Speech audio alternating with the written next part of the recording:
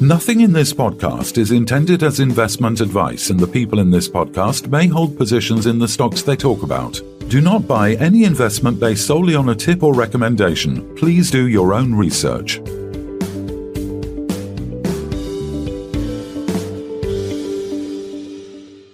Hello and welcome to the Midweek Takeaway. Today we're joined by Colin Bird again, Executive Chairman of Galileo Resources. Welcome back, Colin. How's things? Great. They're just as good as they were, and looking forward to the week. Excellent. So let's talk a bit about Galileo then. So the latest update that we've seen, which I thought was excellent, was the commencement of drilling at the Luansobe copper project in Zambia. It looks like all stations are go there. Do you want to give us a bit more of an update on that?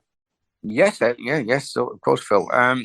Well, commencement of drilling would suggest that we're looking for something. It's been found, Phil. You know, we've announced between 3.5 to 5 million tons of open pit copper ore with a stripping ratio of less than 6. So this drilling is to test that 30 meters between surface and the known ore, because, you know, when you're pit planning, you really need to know how much of your pre-strip, if you like, to get to the pay, how much of that you've got to do in order to get to the pay. And of course, that is expensive because you don't get any money. So this is basically will be a set of largely vertical ores aimed to see if there's any mineralization between 0 and 30 meters, let's say 50 meters. And so it's actually started. We're drilling. We had that. I think amazing. Is probably a poor word. We had that very encouraging result when we went to the core sheds and re-logged the material. There's something, if you had 5 geologists in the room, 10 geologists in the room, 9 out of 10 would say there's nothing in there. And yet we ran the XRF over it and we got some 2%ers and we found a black shale band. So that was 96 samples, I believe, that were run through. Yeah, you know, and it looked as miserable as hell. The chance of being any copper in there was zilch.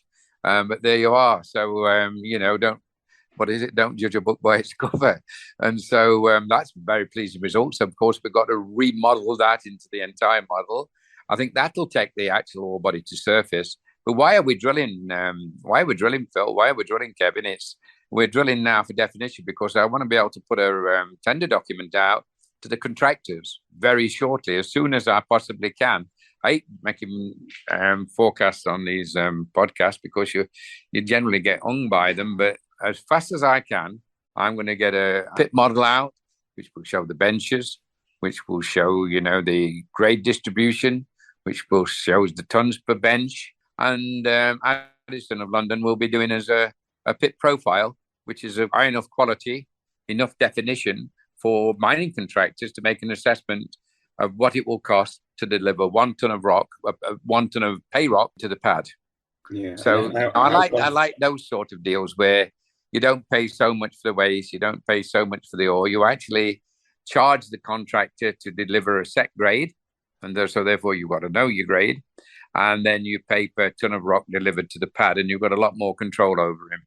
So as soon as I put that out, we've got a mine there between 8 and 10 years at $500,000 a year. That's something more serious than I've been involved in before at Galileo. That's very nice. Thank you very much. Yeah, so you're confident that you can take this from a conceptual pit to an actual into production? Oh, I've got no doubt in my mind. It fits, you know, it's just about ticked every single box now. And remember, we're only about 9 or 10 kilometers away from the Muffle facilities. A lot of them are defunct now, but they've got an investment bank in there selling the assets, and there's nearby processing capabilities. I'll be very disappointed if I've got to build my own dedicated facility, because I think there's facilities close enough to do some sort of a deal with. So I'm very, very, very bullish on that Luansobe open pit. And of course, the open pit is only the start of it, and the deepest hole is down to 1,250 meters. So do you go the open pit into the underground? Is it big enough for a major to want to sink a shaft there and do another muffle area? Yet to be seen. And tell me, Colin, just while we're on Galileo, what sort of cash reserves? I mean, we've got 10 million market cap. What sort of cash reserves are in and also promised to come in terms of Galileo? Well, if everything what comes in, and November's the D-Day, if everything what comes in, we've got about as much cash in market cap possibly a little bit more. If that, for any reason, that didn't come in, we're 40% covered by cash. So I can certainly cover everything I have to do with the cash we've got. Okay, very good. So if this thing happens in November, basically everything that you're doing at the minute is absolutely free in terms of it's absolutely free. And then look at 520 square kilometers surrounding the Commentator mine, one of the world's oldest tin mines, which has got 0.58 lithium in the dump. So 0.58 lithium isn't bad in its own right, but of course it got lost in all parts of the circuits. So I understand the primary lithium was about 1.25%, 1.5%. So there you are. We've been there and we're sampling there. So that's in Zimbabwe. That's extremely exciting. Extremely exciting. I mean, these acquisitions were all made in the same 3 or 4 months. Luansobe, Commentator, and then of course with the Commentator, we also picked up those Bulawayo gold. Now we've flown that. We've flown the Bulawayo gold already because it got such a strong signature that, and it was so big. You couldn't do it justice on the ground. So we've gone and flown it. And we'll be talking about that later when we've got the actual results in a form that we could share with the market. So geographically, Colin, where are the main assets in Galileo? Zimbabwe and Zambia. Okay, so everything is in Zimbabwe and Zambia. Well, not really. Because remember, you've got Glenover, which is in northwest, in the northwest there, and that's what we're selling to Afrimat. And so, if they intend to go along with their second round of their purchase, that's where the second lot of funds come in November from South Africa. Okay, and they have an out on that. If they choose not to do it, then what is? But they have an out. Yes, they have an out on that. It's entirely it's an option they've got. We've already received, I think, 4-point-something million. We sold the vermiculite to them.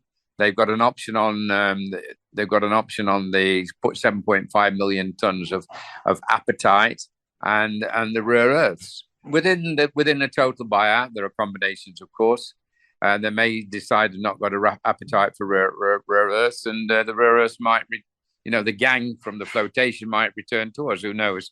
But as we sit now, it's over to them. I really can't predict whether they will or whether they won't. But of the 600 million sale, we've received about half of it.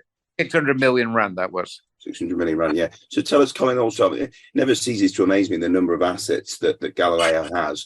And I think we've talked in the past about, is it the Commentator lithium project? Do you want to give us a bit more of an update on that? Because I think last time you were looking at, was it reconnaissance mapping and sampling visits?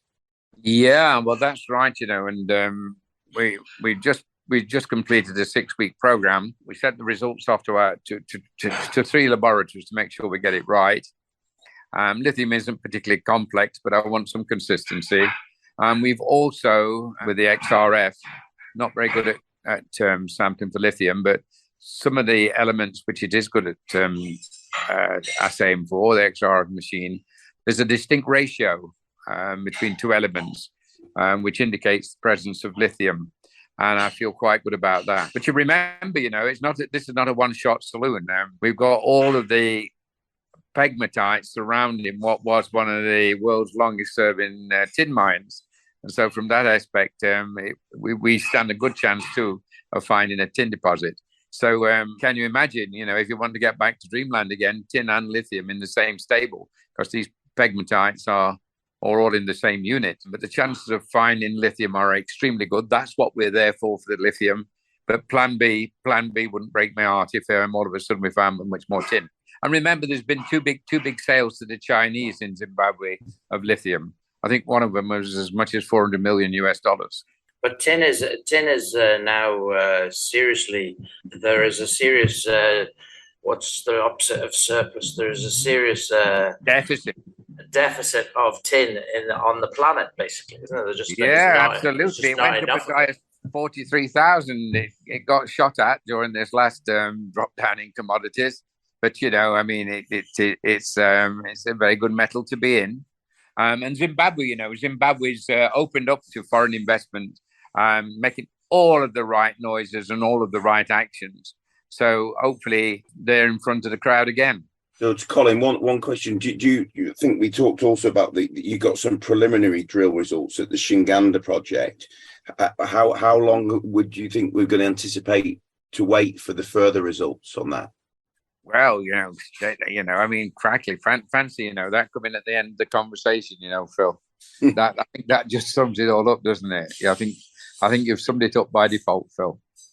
That's come up at the end of the conversation, and there we were, 55 meters at 1.5% copper. That reminds me when we found Calambila. That's the sort of result that nobody is putting out. So next, what we're doing now, I've always tried to be absolutely frank with you on these interviews. We're scratching our heads. We really are scratching our heads. We've got no doubt in our mind that the hematite is running the show. I better not name it. Well, I'm naming the name. Vale, the Brazilian company, they did a lot of work there, and they established a trend which they thought hosted the mineralization. I think that trend wasn't the trend. I actually think that the hematite runs matters. I think the hematite is probably structurally controlled. We've seen a lot of brecciation. We've seen a lot of magnetite. And as I say, we've seen a lot of hematite. Now, there's enough of these exposures to actually, you could say, well, if you really think hematite's driving it, why don't you go and do a gravity survey? And I think we're beyond that. The drill targets are there because we've got hematite showings here, there, and everywhere. They do line up. And so the next step, to answer your question, Phil, I'm sorry I've gone around the houses a little bit, but the next step will be to drill under those for continuity. And then, of course, there's been a strong suggestion, and we've seen it in surface samples, that gold is an association. So I really am now sitting on the end of my seat wondering if there's any gold in association with these very good copper results.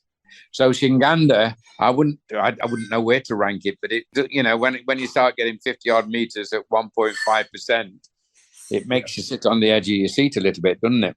It does, yeah. I mean, I was just looking back over those the initial results, and it's just still gobsmacks me how good they were. Yeah, absolutely. And as I say, I say it with a smile on my face that we left it to last, when in actual fact, where does it fit? And it just does show the strength of the portfolio, Kevin. It really shows it. Yeah, I mean, you got 3, 4, 5 assets there. I think if one comes good in any way, shape, or form, then you've basically got multiples of the current share price, with the amount of cash probably available as well to move forward on all these projects. So to get value. Yeah. Galileo. Yeah, you don't need to prove them, Kevin. You can, but we've got enough cash to get the value out to give the market the confidence. Yeah, so it's all looking extremely rosy, but for some reason, market cap just doesn't seem to be responding in that respect, does it? But time will tell. In that, that's one share that I can sort of mentally track the rationale and the reason behind the ups and downs of most of the things I'm in, but Galileo confounds me. It really does confound me, because we have got a market now. We have got a very, if you look back, I bet it's 8 years now, but for the retail, we reckon that junior mining is in a bit of a state, but for retail, it had been in a much bloody worse state, much worse state. And we've got a retail sector what really understands. You've got a few gurus who are followed. You've got quite a few guys who can compare A with B with C, when we've talked about companies. And you've got some guys who follow their leaders. But you've got a very sophisticated retail section in general. And I'm surprised that this one just peeps its nose over one, then out come the snipers and shoots its head off, and down it goes 0.95, 0.9, 0.875, And for the life of me, I can't get to that. I can't get to that. And what I've learned, Kevin, is not to cry in my beer, not to sit looking at my share price every 5 minutes. What I have learned, I've seen enough 3-day wonders to not to want to be one of those. I want to be a company which is building on news release to news release, placing to placing. Now, Galileo confounds me, continues to confound me, has done for a year or so now. But with a portfolio like it's got to have its day in the sun. it has got to have its day in the sun, and the wise man will put the noise away and position himself. Yeah, absolutely. And I think hopefully when people listen to this, they'll understand that and wait, because I think it's worth quite a few factors of what it is now. Oh, absolutely. Very good. Well, Colin, as usual, it's been a pleasure as usual, and we look forward to you updating the market again soon. Thank you very much indeed. Thanks for that. I appreciate it. Thank you. Thanks, Colin. This podcast was brought to you by Roast PR Limited. If you would like to appear on a future episode of The Sunday Roast, please email admin@thesundayroast.net.